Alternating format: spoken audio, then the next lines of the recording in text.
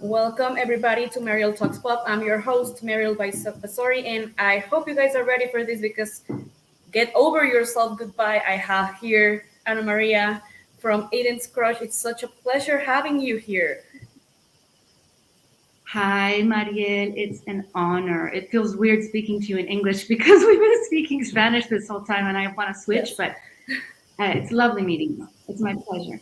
No, it's a pleasure, and I appreciate so much that you responded to my text and you agreed to have this interview. I know you said that you don't like interviews a lot, but it's such an honor having you here.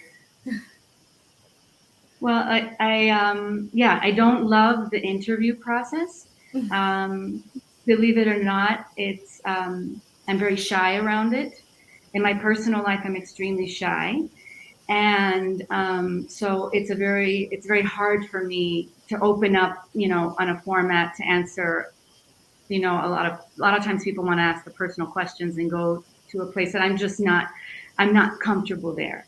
I'm comfortable on a stage, like, or playing or pretending to be someone else and doing that. I'm fine, and I can become a different person. But interviews are not my specialty. So No, don't worry. I've been saying a lot of no's over the years to a lot of people, and I got your message, and I just had a feeling, and I said, you know what, I want to do this one. Don't ask me Oh, why. well, thank you. I feel so lucky. Thank you. Oh, I don't know. Sometimes, it hits you in the right moment, and it's just, you seemed lovely. So, Well, thank you. Well, it's been 21 years. Can you believe it? Since the yeah, release of no, this album. I mean, can you believe it's been that long? Because it feels like it was yesterday for me. no, that's the thing. I said, like, where did 2 decades go? Like, 2 decades have gone by. Yes. And it's weird because, yeah, a lot of things have happened, but it maybe feels like 10 years. It doesn't feel like 20 at Mm-hmm. all. Mm-hmm. Um, and that's a little strange. I spoke to some of the girls who were in the band with me when people started posting, oh, it's a 20-year anniversary, and can you believe? And everyone's was messaging and listening to the music again. And I do have a little soft spot for it. It wasn't always easy. It wasn't always, it wasn't like the dream contract that everybody could get, and that's Mm-hmm. just that's just how those things work. But for me, it really holds a little sweet soft spot for me because more beautiful things happened during that period than negative things happened. It was fun also for me, and it was still a lot of work. But I have a little sentimental, like, oh, what a sweet time, that we had, and more than anything else. I bet. Yeah. I mean, I was looking at your audition the other day uh, because there's this Instagram account called Popstars USA that's been posting all the auditions from back in the day. And I was watching yours, and you were on fire, girl. I mean, you have this Latina thing, which is awesome, and you were performing right on point. So, I don't know. I watched it and I was like, ooh, I was like, oh, look at sweet little Anita and all of that. But I was also, you never, like, I don't know. I think other artists must have the same feeling. Like,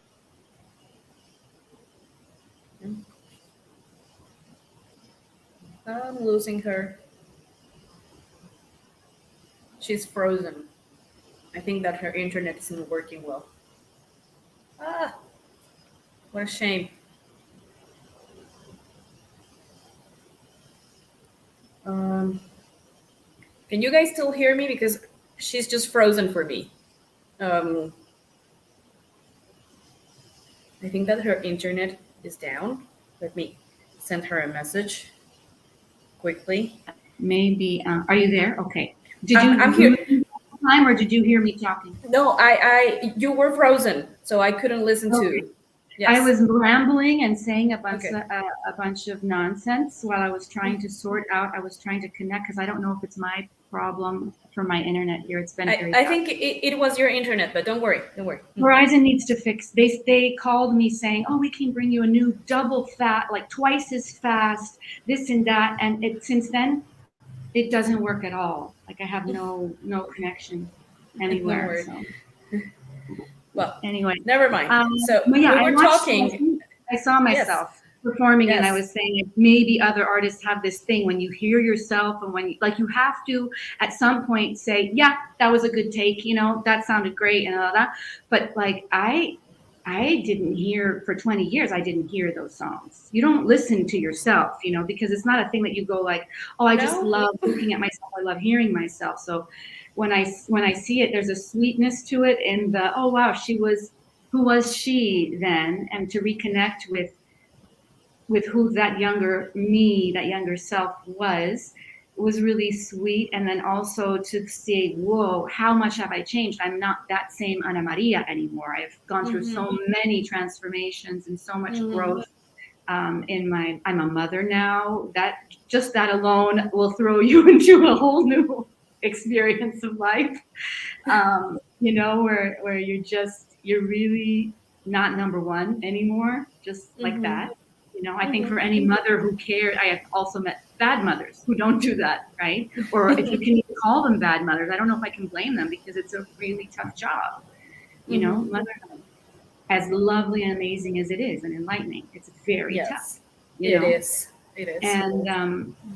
And so it's just there's so much has changed and so much has gone on that to look at that old video and yes, I was very prepared because I was performing weekly on Mm-hmm. stage with my family. I had two sisters who were my that was my family, my two sisters and my parents, and that was our band, and we Mm-hmm. were performing professionally every single week, you know. Mm-hmm. Mm-hmm. And Mm-hmm. so I was gigging. I actually left. I remember the first trip I took, I was living in Arizona. The first trip I took to LA for the audition, I auditioned in Los Angeles. Mm-hmm. Um, I don't recall a ton of details, but I think maybe there wasn't an audition in Arizona, probably, and that's Mm-hmm. why, or I had missed it if there was one there. So I just went to Mm-hmm. the one in Los Angeles, and I left at like 11 p.m. after no at like 1 a.m. because our gigs were like 11 to 1. First, they Okay. were allowed like 10 to 12. When that was in Arizona, that was when I was 20. That was the cutoff was till midnight. So Mm-hmm. behind. Then eventually they stretched it to 1, and so our gig would end at 1. And I left, and I got on a plane, and I went to LA and to audition the next day for the Popstars thing. And I had come straight from a gig, so I was maybe the only one, maybe one of very few handful of girls who were auditioning. I think that's why I come off very confident because Mm-hmm. that's the only thing I really knew how to do. I wasn't a Mm-hmm. high schooler or in college, like, oh, I've always had a dream of doing music. Like I was working for my family when I went and auditioned. So it was Yes. for me, it was just like, okay, am I betraying my family? Am I betraying my sisters? Am I betraying my parents? I didn't tell anybody. Like for me, my worries and my mind were in a different place, and I just had to sing and do. And obviously, it wasn't perfect. Anyone who's a singer can look Mm-hmm. at it and go like, okay, it's a little pitchy there, and it's a little not awesome, but Mm-hmm. but it was me, and I gave it all of me, and I just said, okay, if I am going to audition, I better like look the part, and was wearing very little for, for most of it, but I don't know. It was Well, interesting. What did you think when you saw it? I was amazed when I saw Did you all of watch you. the show back then when it was out? No, it didn't air in Mexico because we had Popstars Mexico, but I didn't watch the Mexican edition because they were like changing the girls when they already chose the girls from for the And group. it kept changing. They kept changing, so I got bored. So I watched the Popstars USA years later because it's been uploaded on YouTube. So Yeah. that's I why have I. I have VHS of the entire show at home, and I've never watched it. And I thought the other day I was looking at my daughter, and I was like, um, thinking like maybe I could do that now with her as something to her Mhm. for her to see that I've done. Yeah, it should be interesting to show her how things were like 21 years ago and how confident you were. I mean, I think that's pretty much what gives you a chance to be in a group is because you show confidence, and besides, you're a good singer. So I think Thank that's you. what made you get there. So how did you feel when you were chosen to be part of Aiden's crush? Um, I don't know. It's mixed. You know, I was shocked still that like, oh wow, this made it real suddenly because I had been lying to Mm-hmm. my family about what I was Mm-hmm. doing. I think I told them I was Mm-hmm. auditioning to be a corista in a salsa band or something. You know, I made up a Mm-hmm. different story because I didn't want to be asked questions. Mm-hmm. And then when I got it, it was like you got it and you have to move out to LA at Halloween, and this was September or something. I remember Mm-hmm. Mm-hmm. Halloween day, 31st, you know, right around Dia de los Muertos. And they were like, you're coming out here and you're going and you got to move. And then I was like, and I still didn't tell my parents because they were making everyone sign contracts. Like, you know, obviously everyone's family had to do, and I just didn't tell them. So they didn't know anything. They didn't have to worry about what it was.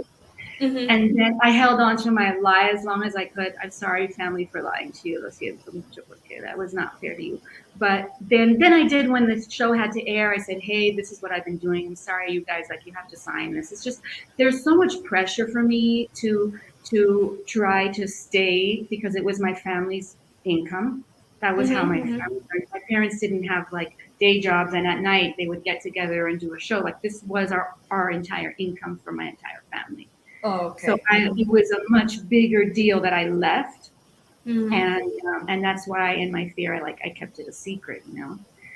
But yeah, Mm-hmm. But then you I were eventually, chosen. but then I was chosen.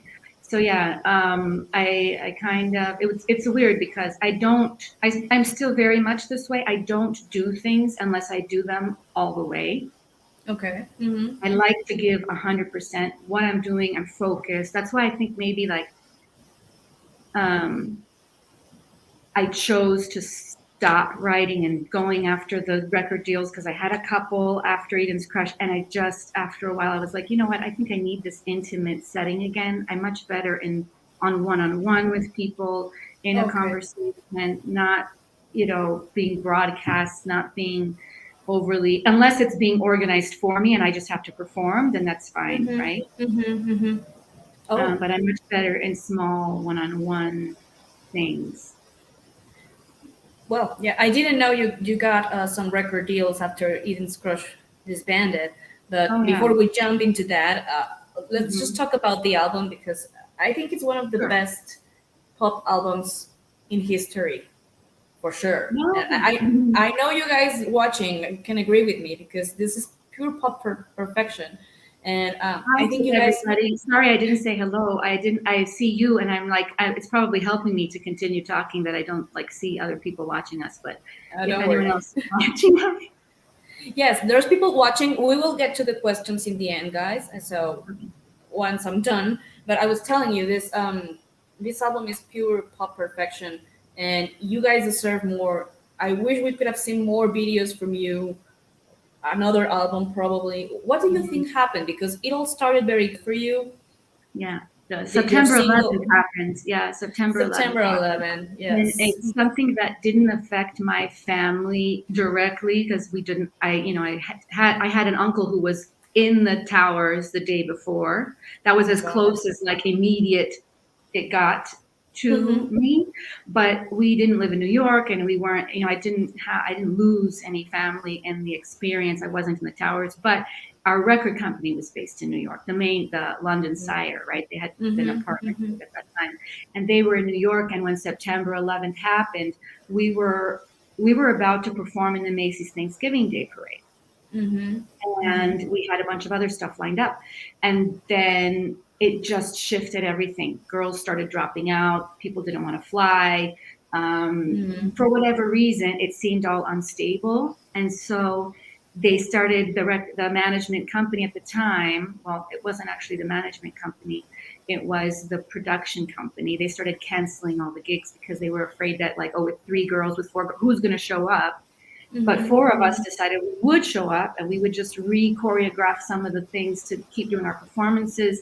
But you Okay. can't sustain it past a certain point. Like we did a few performances. We did some fundraisers for 9/11. We did, Mm-hmm. we were in Miami, we were in New York, we were this, we went to Hawaii. Those were the one we did like 2 weeks of shows in Hawaii, and in Guam we went. That was like the last shows that we did. Wow. And then it was done. Mm-hmm. Yeah. So we went down there and we got, which was nice because two of the girls were part Hawaiian, who were in the Yes. band, Miley and Nicole Nicole. and Maylee. And so Yes. that was sweet because we got to go down there, and they had, a whole group that was like felt very connected to us because of that. And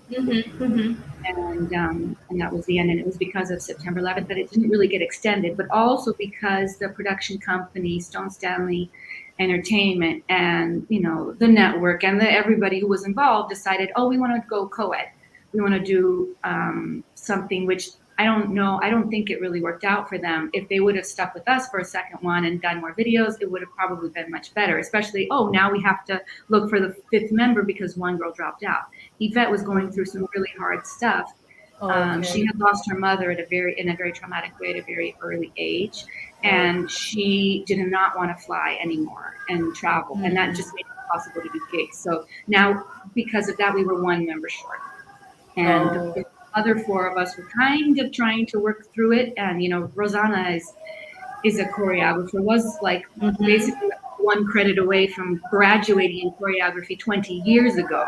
So now she's at university level, and she's a big boss in choreography. But back then she even was, so she helped to kind of reorganize. I remember that she stepped in and really took over and kind of helping us reconceive the symmetry of what that needed to be.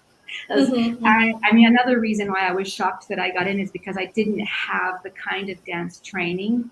I had the live music, live performance. I grew up singing and traveling on the road side under my belt, but I didn't have all the dance background that a lot of the girls had. They've been training, and dancing since they were 3, which is much harder to like. I did choreography with my sisters, but not. It was much more simplistic. Yes, not that professional. Yes. No, not to that extent. So I did feel insecurities, but I had a really good memory when I was younger. And I could actually, Travis Payne, who was our main choreographer in the beginning, he used to put me in charge of the rehearsals a lot of times because I have a really good memory. And even though I wasn't maybe the best at executing each move, and I'm 5'10", I was very tall to move that way. A little more awkward, but I would remember everything. So, and I like being a boss. So I was put in charge sometimes when we couldn't be there, running late or something, or if we were on tour. But so I had other qualities, but I wasn't. I didn't have that like training.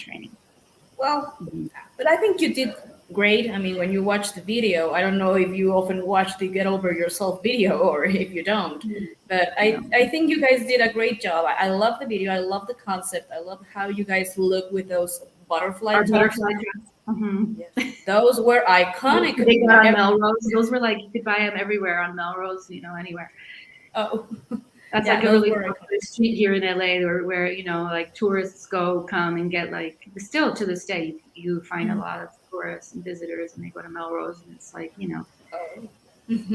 Well, you guys look great. So, did you guys decide the concept for the video of Get Over Yourself? No, that was Travis Payne and I think this lady named Honey or something. They worked together. With doing that, there were, I remember there were some other treatments that we got that people had sent, but they weren't really caring what our ideas or what our opinions were at the time. It was kind of, one of those, I mean, it was auditions, and they put us together. So, and did it was a very space to be in. Very weird space for me to be in because I came from such an organic, like I was in my family band. And then, you had a lot of critics and people who would say like, you were fabricated and you were put together. And it's like, yeah, like they auditioned girls who could sing and they put it, but it doesn't mean that can take all your talent away or that you shouldn't be there. Right. That's something that the boy band, girl band phenomenon has, kind of gotten as a stigma that they're, talentless or less talented than others. But I mean, NSYNC, Backstreet Boys, all of those bands were put together. Every single one since the beginning of time. Menudo, I mean, yes, all of it. And did you instantly get along with them?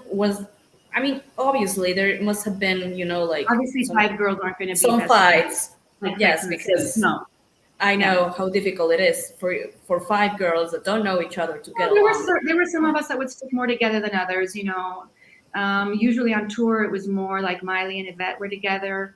And then Rosanna and Nicole and I were kind of more together. Sometimes just Nicole and I, we would room together a lot. Nicole had some similarities to my little sister, even though we are the same age. But it was stuff that I knew, like I knew how to work with, and they had the same birthday actually. And so somehow we kind of stuck together, and it just happened naturally. Yeah, I bet it's difficult because I know how a relationship between girls can be, challenging. But I bet you guys But we were fine. try to. There Yes. was like, on the scale of what it could be to, like, little bit crazy people all having, hormones raging, possibly simultaneously, and then at different times, so clashing on that alone. The level of crazy that anything ever possibly got to, with like somebody, saying, well, F you or whatever, that then made it to a TV show or did whatever, it was like once or twice. Like nobody had fights. No one was pulling each other's hair. It was civil. It was, I just don't agree with that. Or, there's always a dynamic in a band when there's going to be all singers, which, is one of the first conversations we had with David Foster, who was the first producer we worked with at his house, where he was like, all y'all aren't going to be soloists. So get over it and get in the booth, and I'm going to tell you who's going to sing what, or you don't belong in a band. Like, he was harsh like that, Whoa.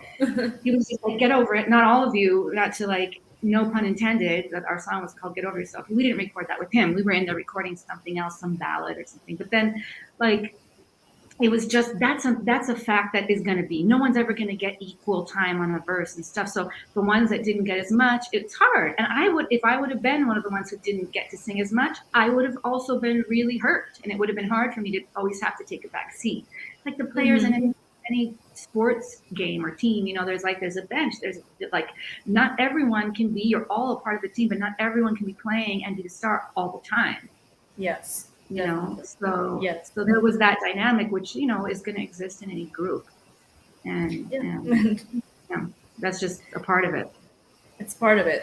And it was one of the reasons I didn't want to audition to begin with, but got convinced into it because I thought, oh my God, I'm literally leaving a band with my own family to go with girls I don't know. Like, yes, I have to be insane. Like, why would I do that? Yeah, I mean, it definitely took you out of your comfort zone. That I bet you did enjoy the whole process of the creation of the group and the recording of the album and the touring.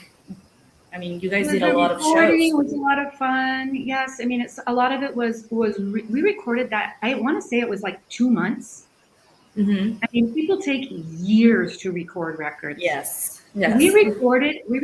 Okay, what were the songs that we did with Eve and Jeeve? I think his name was Jeeve, actually.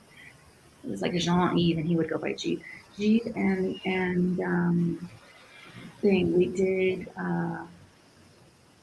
we did 2 songs in one day, I want to say, or in 2 days. Like, one of the sessions, it was like, well, we need to add these 2 songs in.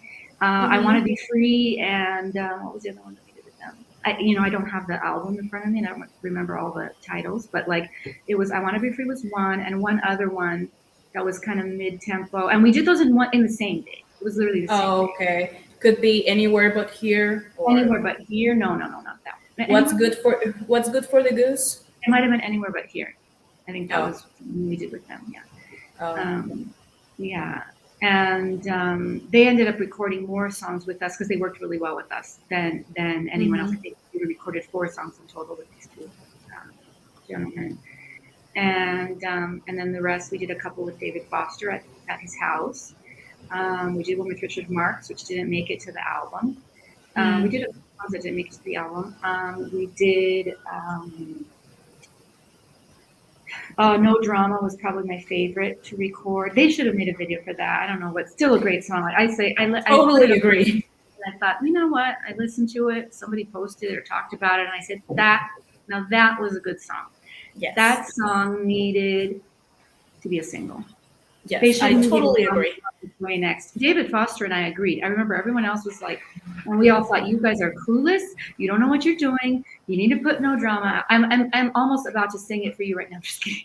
I'm gonna sing it right now. Should But be like, I really great. love that song. I love that song, and I love those guys and working with them. That whole we recorded, I think, a couple songs with them. I think we recorded "Goose for the Gander" with us too, the same crew. Mm-hmm, Chaka mm-hmm. Blackman and Eric, and there were a really great group of producers, like four of them, who we did those with. And they were really cool. Yeah, So your favorite song from the album is No Drama. probably No Drama and I Want to Be Free. Yeah. Okay, yeah, well, No Drama and Promise Me are my personal favorites. I know that Mm, Promise Me was intended to be for Jennifer Lopez, so yeah. but you guys did a great job with that song. Thank It's you. so powerful. And your least favorite? That was the Promise Me was the first one that we did at David Mm. Foster's house. Hmm. Oh, okay. And what was And your least favorite? my least favorite, what was that one that they would tease in the commercials of and then we ended up recording it on there, like, oh, I'm not as naive as you think I am, that chorus. I'm not as naive as I think. Oh, It no, wasn't me. It wasn't no, me. no, not it wasn't me. I also don't. It's not one of my least favorite, but this one is "You Know I Can" or something like that. Oh, you know I can. Yes, yes, you know I can. Oh my God. Yes. Like just having to sing that lyric, "I'm not as naive as you think I am," and being in the studio. This is nothing against the lovely men. They were very sweet. They were old white guys who wrote the song for us. But like it was sometimes like you just have to suck it up. It's part of being in a girl band and not being an artist and being a solo artist and writing your own materials. What happened, you know? But they didn't even ask us or give us a chance to write anything. It was like we had 2 months to record an entire album. Oh, And you know what I mean? That's very little time to do anything. They would fax us the lyrics to the house, send us a cassette in the morning, and say, "You're going to be in the studio," like just trying to probably make for drama for the TV show. Also, I don't oh. know, but we would get sometimes the song we were recording that morning, and we'd be all like, "Ooh!" Like everyone's hectic in their headphone trying to learn the lyrics, and then we'd get to the studio, and the producer would say, like, "Okay, Ana Maria, come and sing." In front of all the other girls, sing this verse for me, and you'd be like looking at the lyrics and trying to be like, ooh, showing your Oh. best moment, but you barely didn't even know the song yet. And that's how they would a lot of times select who would go into the booth first and who was going to, oh, now you sing. And then the producer would be hearing us live for the first time to say, oh, I think you'd be good on this harmony, or maybe you should, come in on the bridge, or whatever it was. It was like a live audition at the same time, because this wasn't material that we had co-written or that we had known for a while, and we're okay, now we're ready to go in and work it. Mm-hmm, mm-hmm.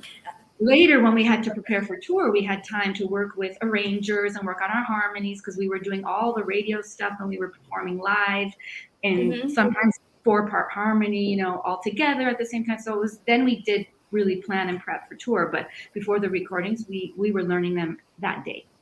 That's crazy because I've been talking to other pop stars from that time that say that their album took them like a year to record or something, Oh yeah. Well, or but even that's more. a testament to our professionality that we did this in 2 months, people.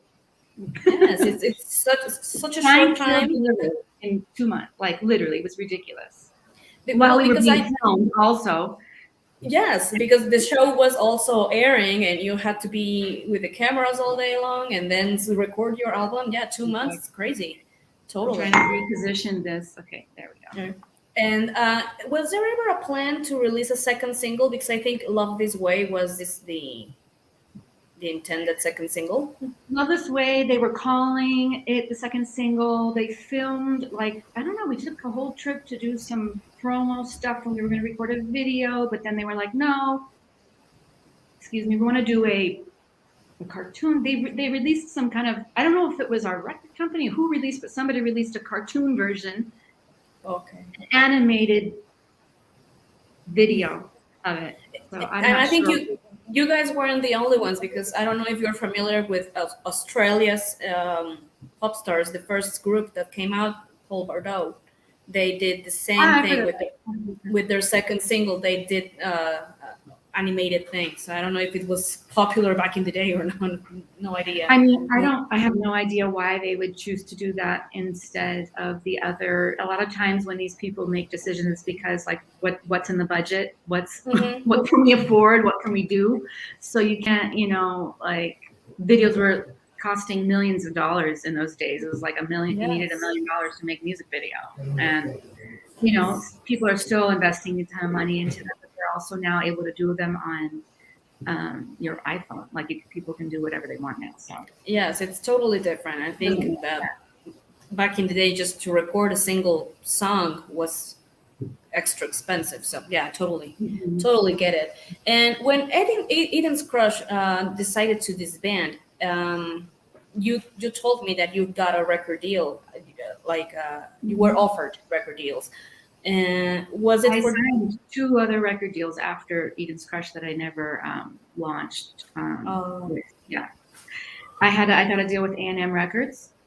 First, I was mhm. signed as a Pussycat doll before Nicole. I brought Nicole onto this project. Oh, Okay. really?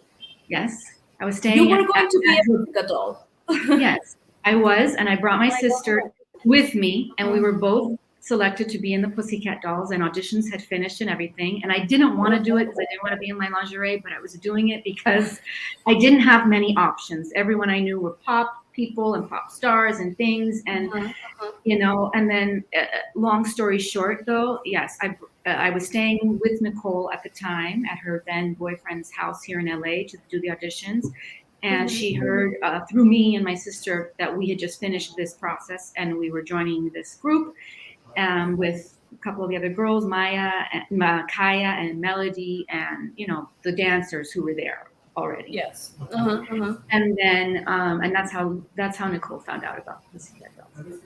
Do you But I'm not regret going to not? get into that story now. I'm not going to get into that. Oh, that, But well, don't worry. and that was A&M, and A&M. Then when my sister and I left, they gave us our own record deal. So I had a deal as a duet with my sister Shalom, but we Hmm. were not a band at the time. We just said, oh, we'd much rather be a duet of sisters who can sing in English and Spanish and do maybe other languages too. I don't know, but we can be a bilingual. At the time, we called Hmm. ourselves the Lolas, Las Lolas, and we were going to do Okay. a project, but we were not a bilingual project who was performing and doing.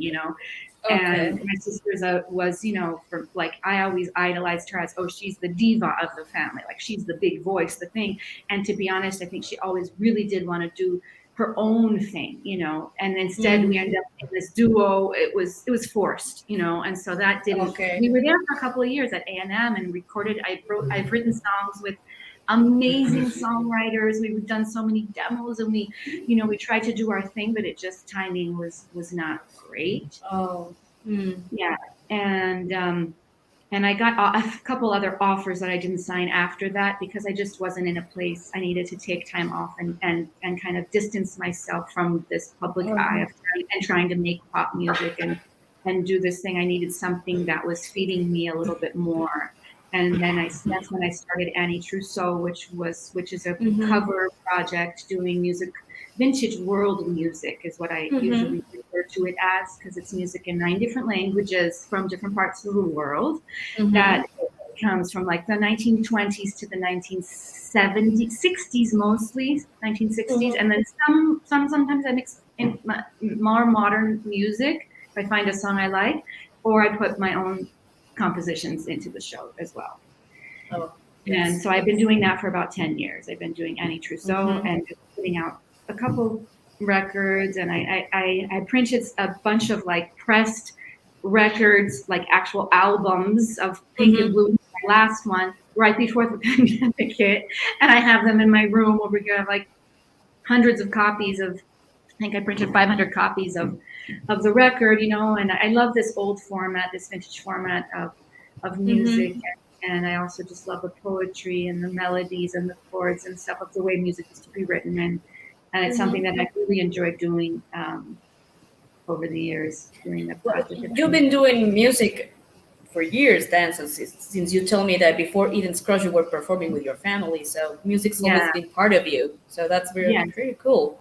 Pretty cool. yeah. And would you consider an Eden's Crush reunion? Um, I don't know about like doing a full on, like, can I see us? Half of us at least are mothers now, and Mm-hmm. our focus is shifted, and not everybody's been singing this whole time either, right? Mm-hmm. Well, Um, that would except be for Nicole, yes. well, yeah, but not not everyone else. I think Mm-hmm. some have Mm-hmm. gone to dance and some have gone to other stuff, but it's not like you can forget how to sing, but it would be a, a stretch to try to say that we would have a reunion. Like, you know what I mean? I think Mm-hmm.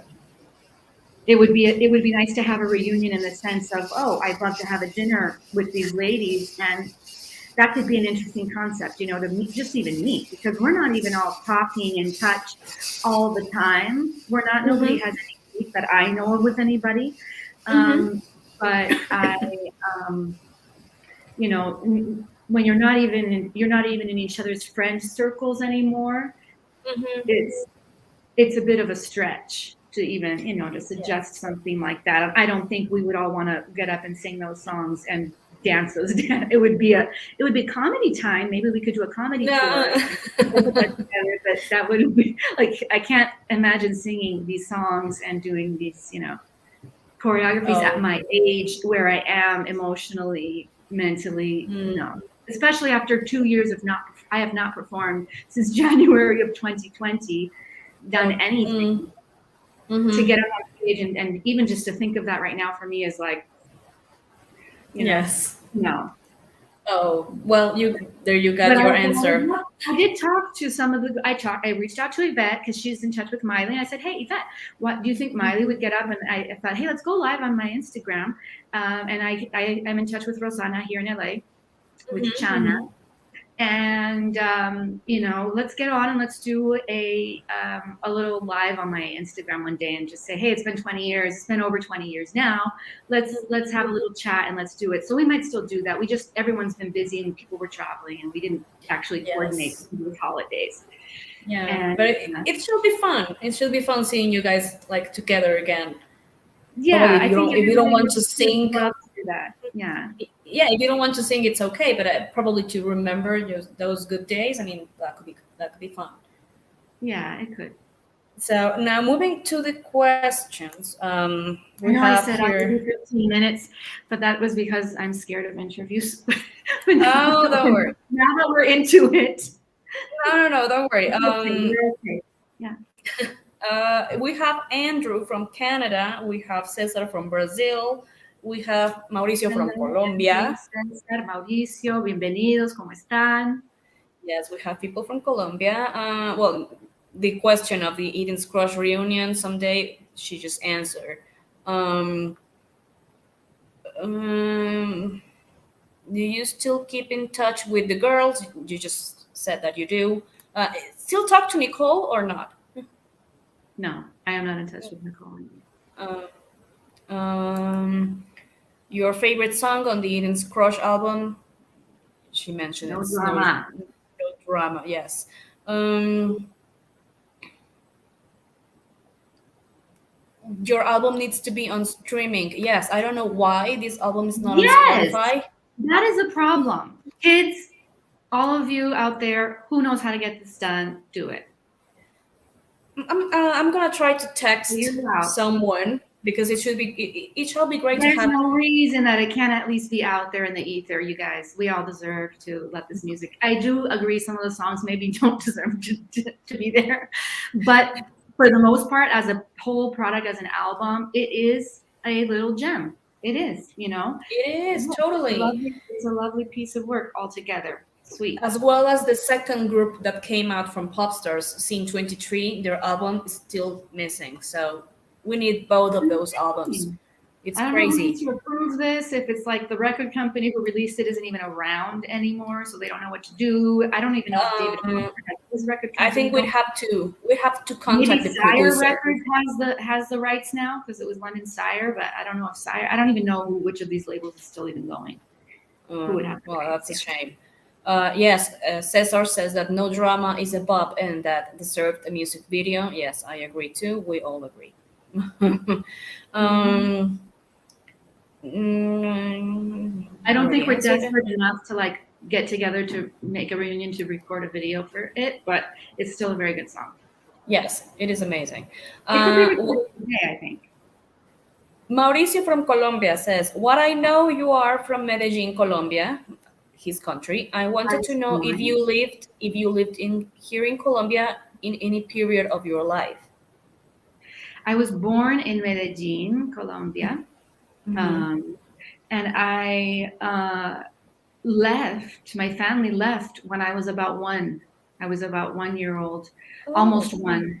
So before I returned one, they left. So I lived there as a baby, and then I have not lived there again since then. My parents did not return to Colombia with us ever as children. I started returning to Colombia in my 20s by myself. Right when Eden's Crush ended, I started flying to Colombia every year. And since I've gone once or twice a year, but my family lives in Bogota. My family is not from Medellin. My parents were living there at the time. My mother's American and my father is Colombian. And my family had like a farm, very outskirts of Bogota and stuff. And then, in different cities. So, but now they're in Bogota.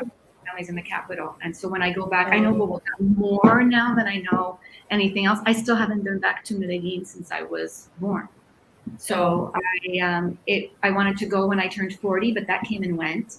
And now I'm 40, and I'm like, okay, 44. I'm turning 44 this year. That's a good number. Let's go then. Let's go to Colombia and go to Medellin and the place where I was born. And so I keep trying to make it like a deadline thing for me. But with COVID and everything going on, it's just I keep delaying it. But I take my family and I go alone a lot to Colombia too. I love just being there, and I've reconnected in my adult life to it much more.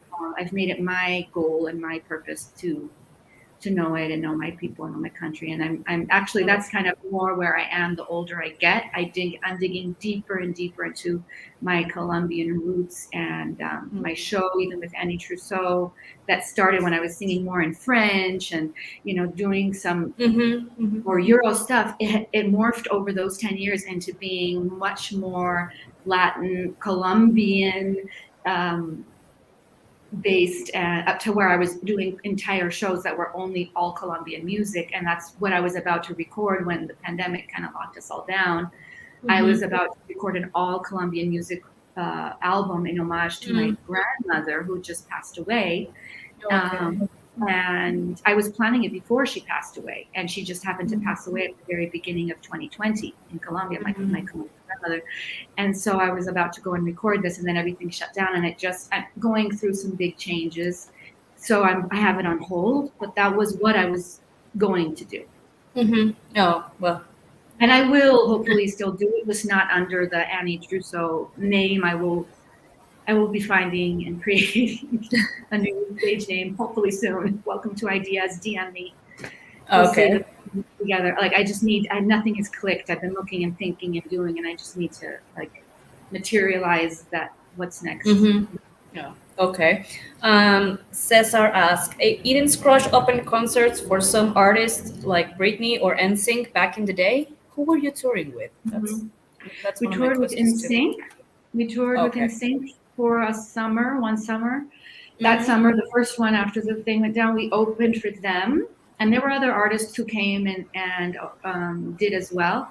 And then we opened for Jessica Simpson on one of her tours. Oh. And she was doing amusement parks and parking lots. They would set up an entire stage thing in these crazy huge parking lots, like in malls or whatever, stuff. And we were opening for Jessica Simpson on that. And then those were the two people we opened for. Oh, I didn't know that. And then all the rest, we just did a lot of radio tour shows where you would perform with 20 different artists, or we did performances. Yes. We were at radio shows. We did a lot of radio because we could sing live, and so we were singing live, and we would do interviews, and we were doing a lot of those. Oh, okay. We had a very career because of September 11th and everything shifting. And when the record company closed, they also said, oh, well, now New York doesn't know what to do with you. And if some of you aren't even in the band, then we'll just leave it as is. And there was no organization. Not one person who worked with us in that, not one music executive, one A&R, whatever, was still there. So they just didn't know what to do. Oh, what a shame. Mm-hmm. The butterfly top was iconic. Very Mariah Carey, those tops. Yeah, it totally reminds me of Mariah Carey's breakdown top. Was it inspired by that? I don't know. A stylist, they had stylists, and this Oh. stylist went out and just collected all of those and was like, this is what it is. We had input in like the wardrobe that we wore. Obviously we could try it on and go, hey, I'm not wearing this. This doesn't show me in the way that I want to be. You could speak up, you had a voice. We weren't just like, oh, puppets, like bimbos over there not having a say. Like, we're all very opinionated, actually, us girls in this thing. We weren't also we were all, whether our skin was paler than people of color and black, there were some mixed girls, but we were all mixed, and we were all women of color, and this was all mixed. So we all had, that's something that always called my attention, that 3 of you were Latinas and 2 of them were Hawaiian. So it's like a very mixed gender. Right? Yeah, it was one of the first ones that had any, girls. They weren't just only looking for blonde. Yes, that's what's weird. Did you? I mean, but they weren't, because sometimes, what I think about this does still rub me, that there were girls like Shonda and people who auditioned who had really far superior voices and would have been such an asset to the group, and I don't understand why they didn't choose, or why they selected other people over them. Like, I was just like, whoa, like, there's something off here, girl after girl after girl getting said no to, and it was like, but yet they're going with these ones, and it was like, well, maybe the whiteness did have something to do with it, because there's no other explanation to me. Back in the day, 2000, 2001, there were like a bunch of other girl groups, and lots of them looked like pretty white. I don't know if that's the right word to say it. No, and I think that the boy bands did too. No, but I mean, don't know why, but I think that Boys to Men and the other boy bands that were actually hot at the time, but the ones that were then put together to try to, we have to compete now, they were all white. But I think that what the producers of the Popstars show wanted was to show something different, other than just the typical white girl groups. So I think that's what they probably wanted. I don't know. I don't think they had a clue. Well, honestly, I really don't think they had a clue. I was in so many meetings and things and stuff, and heard about all of it, where people were just flying by the seat of their pants, making decisions right and left without knowing anything. Yeah. No, crazy. No, nobody really knows. They don't. And I think, to be honest, if it hadn't been for Travis, who was the choreographer who was in the thing, I remember they were questioning whether they should keep me in the thing at some point, and I heard him talking to the thing, and he kept fighting for me. He's like, you know what? Yeah, maybe she's, doesn't have this or that, or she, my height became an issue at a certain point, because I'm much taller than a lot of people.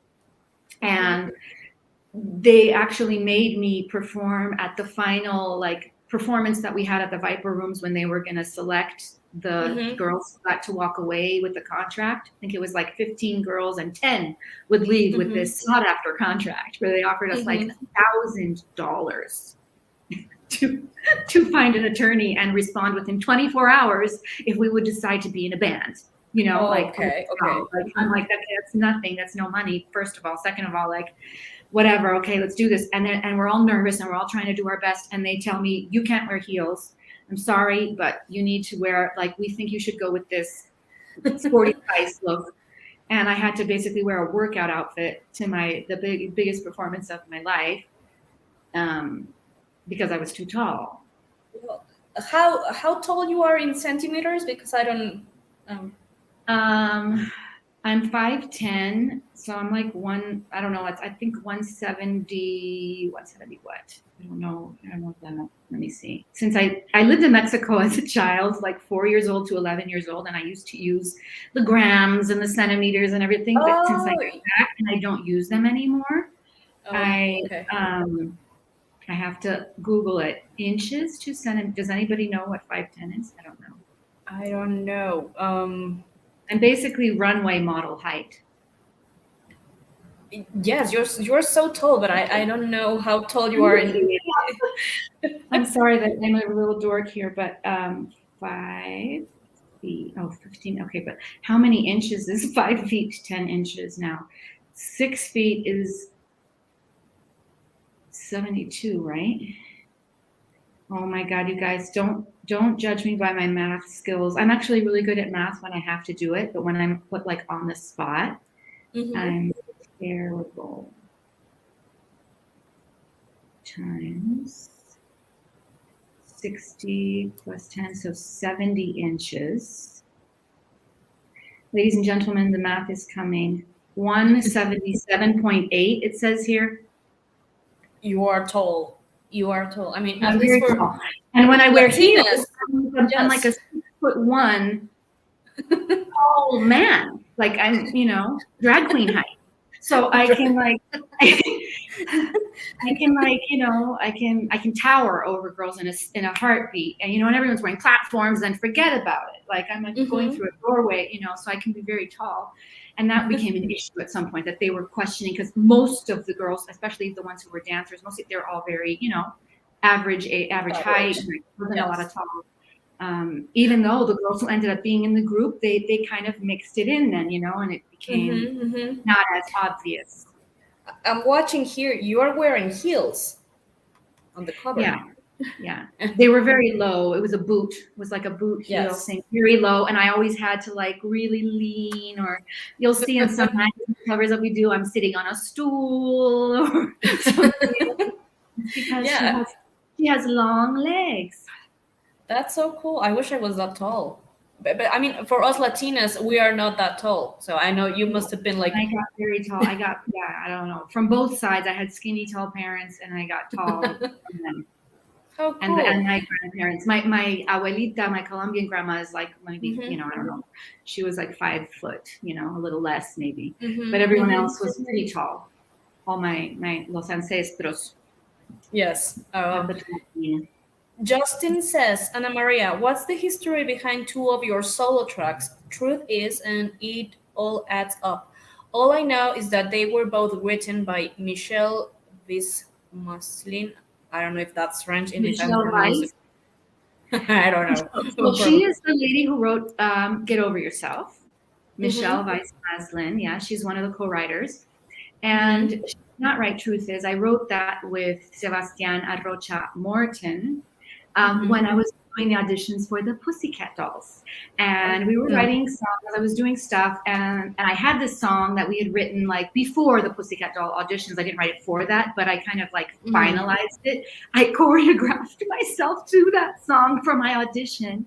Oh, okay. For the Pussycat Dolls, when I had to like, you had to like dance and sing alone, because first it was like group, because they did everything in group first, and then they changed.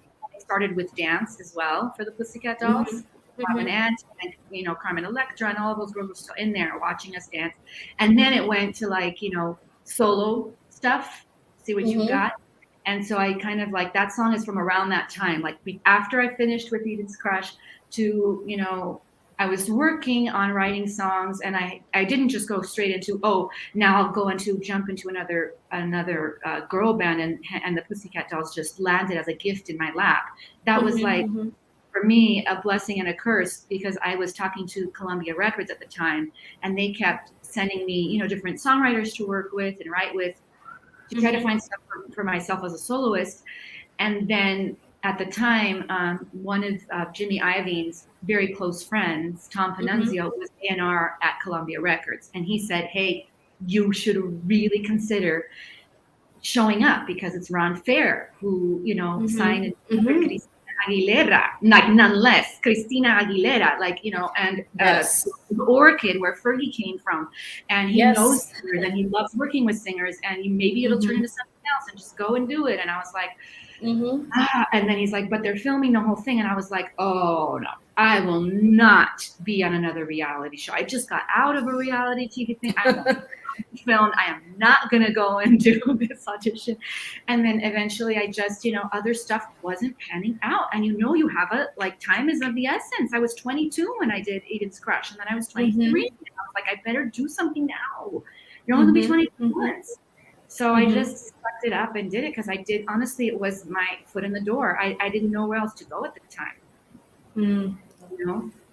And so that's how that came about. And then the other song, I wrote with Michelle to place on TV shows and stuff. At the time, I wrote a couple songs with her that got placed, that we were just writing to get placed on TV shows and stuff. And she has a career in that, where she writes songs for television a lot and film. And so that was that. We got together a day and said, oh, let's record, let's write something and make some fun poppy thing. And so we knew each other from Aiden's Crush because she wrote the song Get Over Yourself.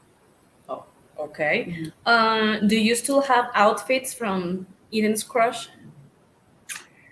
Yeah, I do. Oh, okay.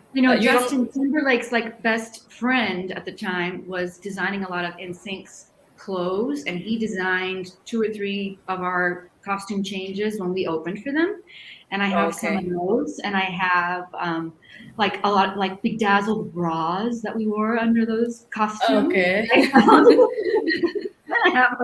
I also have costumes from what I performed in with my family bands. I have a couple of pieces. I think I have the outfit that I wore on the show that we did, the final show that we did on the TV show. I have that. Pretty sure I've seen that somewhere years ago. That should be fun to watch you wearing those again. I may also have my audition outfits. The black thing that girl posted today with a little tight bandeau. Yes. That was all faux leather. That was Miss 60 faux leather. I'm not a saint when it comes, because sometimes your shoes and your car and your things, sometimes it has, but I try not. It's not a material that I gravitate towards. I don't want to wear leather constantly. But I have some of those costumes. Yeah, I do. Oh, cool. I have a lot of signed posters. I have a lot of signed pictures of them that I have in my basement, in my garage. And I'm like, why am I holding on to these? I should just give them to fans if people want them at some point. Yes, I was about to tell you that. I have a bunch of that. How was the experience of you guys being on that episode of Sabrina the Teenage Witch? Oh, that was an interesting day. There was some drama going on behind the scenes that day. I remember. I don't know 100% what it was all about, but we were preparing to do Wango Tango, I think, which is a big radio show. I don't know if you can black on my eyes. Sorry, you guys. And we had to go in and quickly go do this on set, and it was okay, well, who's with the union? Who can do this? Also, a lot of the girls who were in the band wanted to transition into careers in film. They were always talking about how they wanted to act more so than they wanted to be singing. A couple of them, included, when the band was coming to an end, she was hardcore going for acting jobs and coaching and doing castings right and left. And so I remember, now I've gone so far off your question that I forgot what you even asked me. You said, I'm sorry, what was the experience of the episode, of being on that episode? The episode. So we get there and they say, okay, we're going to sing a little something, but then there's one line that somebody can say live, and whoever did that one line would then get their union dues paid for and be now a full on part of part of the union, and it would be so sought after, and a lot of the girls really wanted it, and I was kind of okay, big deal, somebody would get a line, but whatever. And then they had us draw straws, draw and draw something to see, they had to do that to see who would get it, to be fair. And I remember, I ended up drawing it. I ended up winning the thing. So I got to say the word, and they sent an acting coach to my dressing room and was so how do you want to deliver this line? And she talked with me for 5 minutes, and then we went out and we did it. And I remember I had all the evil eye in my aunt, because I was the one who got to say it. And they all wanted to say it, but maybe not all of them. There'll be a couple who were big deal. It's not, not going to make or break anyone's career to get this song. When it's the only one and when you're hot in it, like it feels like it's so important to you. So other than that, it went by very quickly, and everybody was very kind and sweet, and people had been watching the show and were very gracious to us. Everybody, wherever we went, we were treated with so much kindness, and people were just happy to see us and meet us, and loved the show, and felt it was sweet to feel connected to. Are you okay? Yes, I'm sorry. It's just that I'm going out of this flu, and that coughing sometimes lasts for days. I know. I hate it. I'm so sorry. That's okay. Yes. So yeah, we got a very warm welcome, and it was very short. Other than that little drama, and then that was it. Okay. And did you know Carrie Roberts, who auditioned with you guys, became a CCM singer? Did you know her? What does CCM singer mean? Christian contemporary music. Oh, okay. I would have to be, if I saw a picture of her, I would probably know. I know there were a couple of girls who left, like didn't sign, just took the $1,000 that they were given, didn't sign the contracts. There were two girls that they wanted to be doing Christian music. I do know about that. Was she one of the ones who was there, or was she somebody who was just in the main auditions but not of the final 10? I have no idea. We would have to look out for her. I don't know. Not really. I haven't followed anybody or really tried to other than Chesa, I'm still in touch with, and we have. It's somehow life just keeps bringing us together. For 10 years, I didn't see her at one point. Then I ran into her in Vegas. She was in what's his name show. She was so good, and she was singing live, and she's got an amazing voice. And now she's working on a project with her daughter where they're doing country music, but she's just a beast. She can sing, and she at the time she would have been probably one of the girls in the band, but she had a baby. She had had a baby at the time, and I think they were just like, hey, I don't know how we're going to do this, with someone who has a child. It will be really hard to focus on both or be distracting. But Chase is the only one. I say I haven't been in touch with anyone. And I'm like, oh wait, I also remember I got in touch with her, and I got in touch with her. Oh, I also got in touch with Camille Guad. We ran into each other in the grocery store, and we just were like, hey, blah, blah, blah, blah, blah. And she came to some shows of mine too. And so has Rosanna some shows of mine. And we've been in touch. They're just sweethearts. And so I have been in touch loosely with Camille as well, but that's pretty much it. Other than that, I don't think I've even seen or heard of, is her name TV Carpio? I want to say TV Carpio, who's been in, she's been in a bunch of musicals and stuff. She was in the auditions. Oh, I think that's. There were a lot of girls. Oh, she was in the final 10 at the time until she and another left at the last minute before Miley took over. Oh. Yes, and she told us then. That's what I thought. She told us then that she wanted to do country music, and she was more involved with her church. Christian music. Yes. Christian music. What did I say? Country music. Oh, sorry. Okay. Christian music is what I meant. I was thinking about Chesa still, but yes, and a couple of them said, this doesn't. I don't think that this would really align with my beliefs, and they made that choice. I do remember. Okay. And final question is, who are your musical influences? I have a really vast array of people I draw upon for inspiration and who influence me. From as most of you should know by now, I adore the stars of before, way before, not 20 years ago when I was doing the thing, but 70 years ago and 80 years ago and 90 years ago, and I just adore.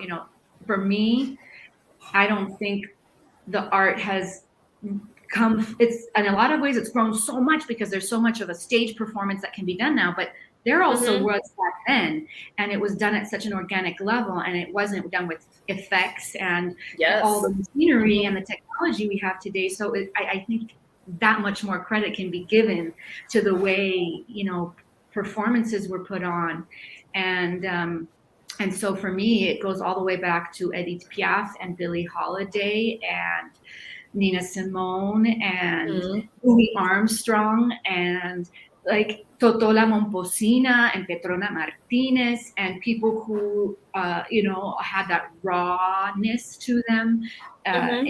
in their performance and just did that live, gave you that live in the moment feeling, Mm-hmm. but I also can look at Lady Gaga and say like, wow, she is a consummate artist, Mm-hmm. she Mm-hmm. brings it on the table and she is also at the same time having all the smoke and mirrors and, making it a spectacle for today at the same time is just, you can't hold a candle to her. Like she's Mm-hmm. still got it and she's doing it. And I love, looking at anything new. But yeah, it's all over the place, like for inspiration, I also listen to classical music and I also listen to, sometimes I just go through rock. And then there's days where I only listen to music from Disney movies because Billy, Mm-hmm. my little girl, has just turned 7 and like, we don't talk Mm. about Bruno is what we're going to be listening to today. Or she's really into all the stuff from Sing 2 because we just watched that, and Okay. Uh-huh. like I will go. I'll get my Spotify like end of year thing, and it's like your most played song this year was, and I'm always like, what is it? Tell me what it Mm-hmm. was because I have no clue. And it's like Dua Lipa, and because that's what my daughter's listening to. So I listen to Mm. all this stuff. So you have like a very mixed I love James taste. Blake. Oh my god, adore James. Moses Sumney is like Leonard Cohen. I mean, they're all so different. I'm like, how can you put these people on the same page, on the same category together? But it's great because you have a very mixed taste, and you're not Yeah, just stuck yeah, into the same genre. So that's great. Yeah. yeah, yeah. So well, And, I wish we could go on, yeah. but I know you have stuff to do. I know Yes, you yes. have your girls, and I have my baby who is Yes. waiting to be fed. So My goodness. I Let's get wish on we with could. it. Yes, let's go back to our lives. But I cannot thank you enough, Ana Maria, for being here, for saying yes to this interview. It means the world to me that you said yes because well, this channel is just beginning, and I only have not so many followers, but Well, I neither know do I. it. My this is how bad I am and how shy. I say people are like, you're not shy, you're very outgoing, but I'm very personal. I'm very like private in my Mhm, approach to life. So I kept my Instagram, my band Instagram. This is how backward in my mhm. mind, private for like 5 years, and then just opened it to Oh, the public recently. So whatever, if two people see this from through me, I am not the most connected social media wise. I have like 5 followers, but like seriously, no. and they're all my Mhm. family and like people I actually know. So, but whatever I can do to promote and further your channel is I'm happy to do, and I am happy to support you, and you're lovely, and I love speaking to you, and I'm happy Oh, to do it. thank you. I Thank you. can I wrangle am. some of the girls for you if you're interested. I Oh, would that love would it. be great. That would be Yes. great. I'm Totally. sure they'd Thank all you. love to talk to you. Yeah, I would love to. Thank you so much. And thanks for everyone watching. If I didn't read your questions or anything, I'm sorry, but I tried to read the most outstanding ones for Ana Maria. But thank you from Canada to Colombia to Brazil to the US, everywhere. Thank you so much for watching. And Ana Maria, we will be staying in touch Un soon. saludo, And un abrazo fuerte, que tengas un buen día con tu niña y pues cuando quieras aquí estoy. gracias, muchas gracias. Te mando Un placer. un beso, un abrazo, and thanks everyone again for watching. I will be seeing you next time. Next on Thursday we have the interview with Myra, so please don't miss it. Thank you, Annie. Ciao, bye. Bye.